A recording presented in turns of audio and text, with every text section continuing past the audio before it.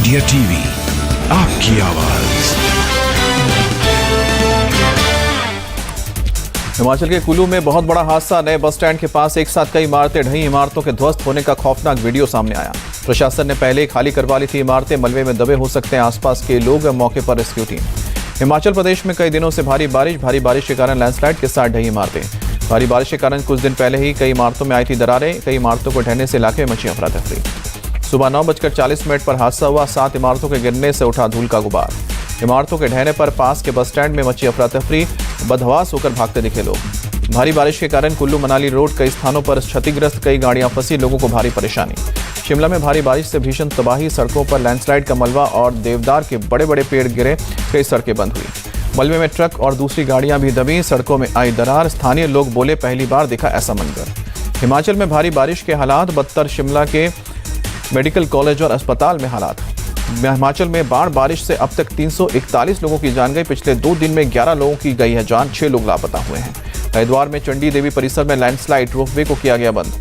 मौके पर प्रशासन और रेस्क्यू टीम मौजूद। प्रभावित इलाकों को खाली कराया गया। चंडीगढ़ में भारी बारिश के बाद सुखना झील का बड़ा जलस्तर। सुरक्षा को देखते हुए झील का एक गेट खोला गया। जम्मू कश्मीर के गांदरबल में आर्मी ने चलाया रेस्क्यू ऑपरेशन। नंदकोल झील के पास जवानों ने फंसे लोगों को बाहर निकाला। नंदकोल लेक के पास से 10,000 फीट के नीचे किया गया रेस्क्यू। कंधे पर लेकर सुरक्षित जगह पहुंचाया गया। कानपुर में गंगा नदी का लगातार बढ़ रहा है जलस्तर। निचले इलाकों में हुआ जलभराव। कानपुर डीएम ने बाढ़ के हालात का लिया जायजा। कहा कि जल जमाव वाले इलाके में तैनात किए गए हैं ट्रैक्टर और नावें।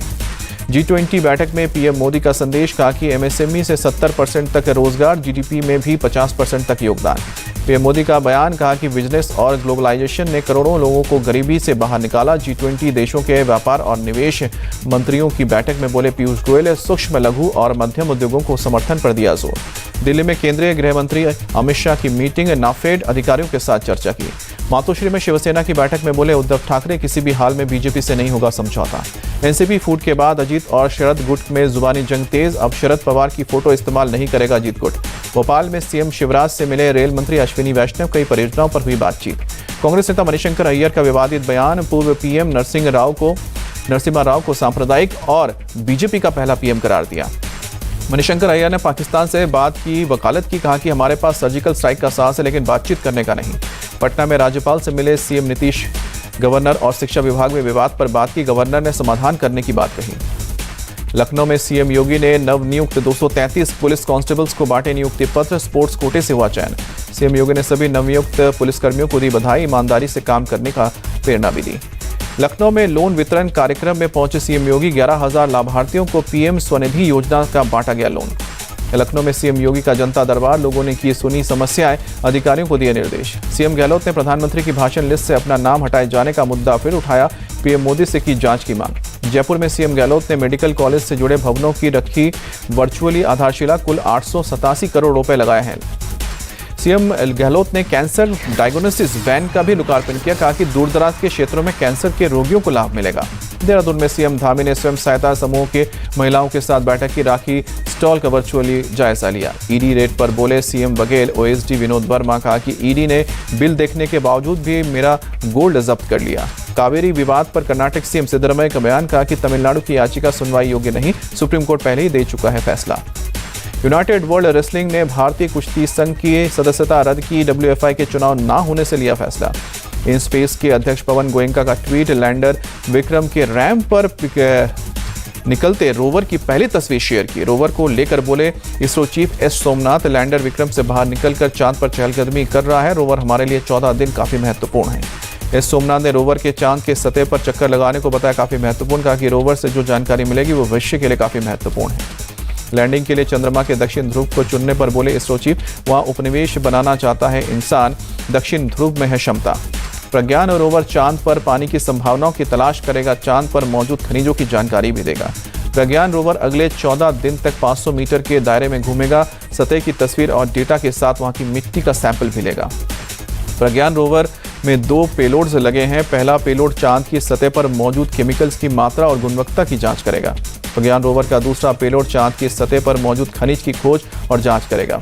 प्रज्ञान रोवर के अलावा विक्रम लैंडर में 4 पेलोड्स लगे हैं जो तापमान, भूकंपीय गतिविधि और सूरज से आने वाली प्लाज्मा कणों की जांच करेंगे।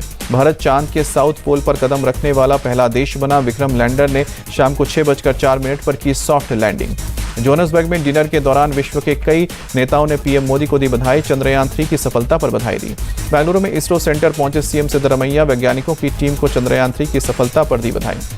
सीएम सिद्धरमैया ने इसरो चीफ एस सोमनाथ को किया सम्मानित, फूलमाला और शॉल उड़ाकर किया सम्मानित। सोनिया गांधी ने इसरो चीफ एस सोमनाथ को लिखा लेटर, चंद्रयान 3 की सफल लैंडिंग पर दी बधाइयां। चंद्रयान 3 की लैंडिंग पर कांग्रेस नेता संदीप दीक्षित का बयान, कहा कि हमारे वैज्ञानिकों की क्षमताओं पर कभी संदेह नहीं था। केदारनाथ में चंद्रयान 3 की सफलता पर जश्न, बाबा के दर्शन करने पहुंचे भक्तों ने निकाली तिरंगा यात्रा। बिहार के मुजफ्फरपुर में शिक्षक नियुक्ति के लिए हो रही परीक्षा में परीक्षार्थियों की भारी फजीहत हुई। पानी में डूबे परीक्षा केंद्र में हाथ में जूता लेकर पहुंचे परीक्षार्थी। बीपीएससीसी और जिला प्रशासन ने नहीं की कोई तैयारी, भारी मुश्किलों का सामना करके परीक्षा दे रहे हैं छात्र। यूपी के सहारनपुर में अब तक 9 शव निकाले गए हैं। कल बरसाती नदी में पलटा था ट्रैक्टर ट्रॉली। ट्रैक्टर ट्रॉली में सवार 50 लोगों में से 40 को बचाया गया है और एक युवक अभी भी लापता है। धार्मिक आयोजन में जा रहे थे लोग। हरियाणा के झज्जर के बेरी में गैंग वॉर, ज्योति गैंग पर नीरज भवाना गैंग का हमला, एक बदमाश की मौत, 2 घायल। नीरज भवाना गैंग के हिमांशु उर्फ भाऊ डटोलिया ने ली हमले की जिम्मेदारी। विदेश में बैठे हिमांशु के खिलाफ रेड कॉर्नर नोटिस जारी।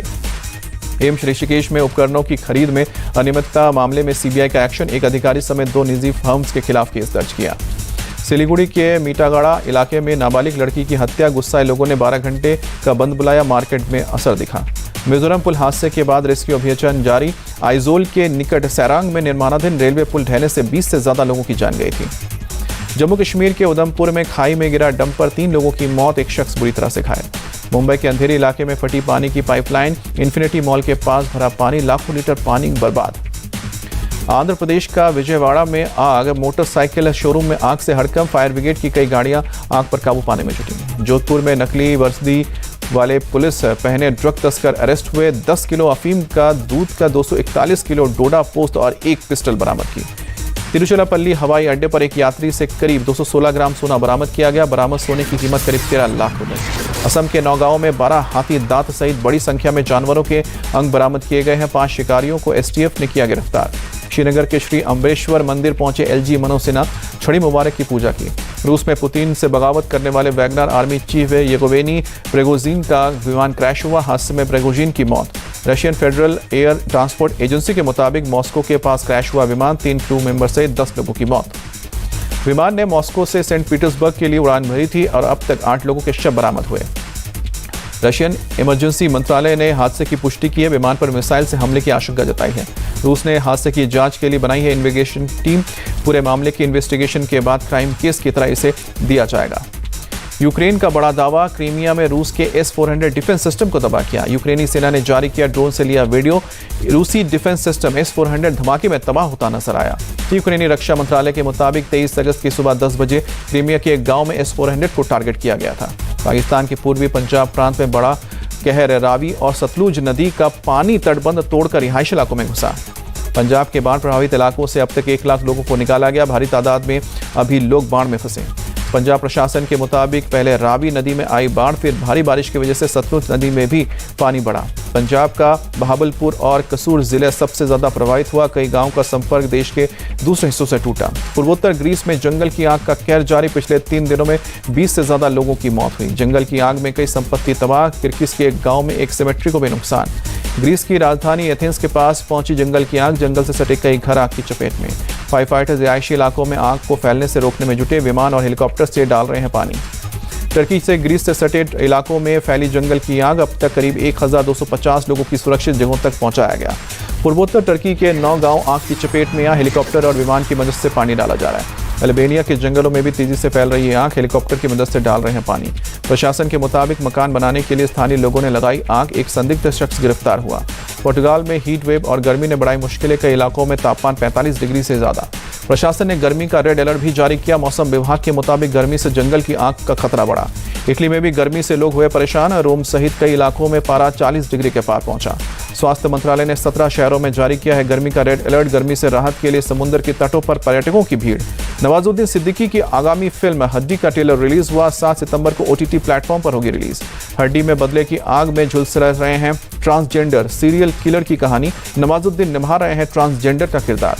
रघुवीर यादव सीमा पहावा की फिल्म यात्री अक्टूबर में होगी रिलीज। बनारस और थाईलैंड की पृष्ठभूमि पर बनी है फिल्म। लखनऊ में सीएम योगी से मिली फिल्म गदर 2 की टीम। डायरेक्टर अनिल शर्मा बोले, कला समेत हर क्षेत्र में यूपी का भविष्य उज्जवल है। बॉक्स ऑफिस पर सनी देओल की फिल्म गदर 2 का जलवा कायम, 400 करोड़ के क्लब में शामिल।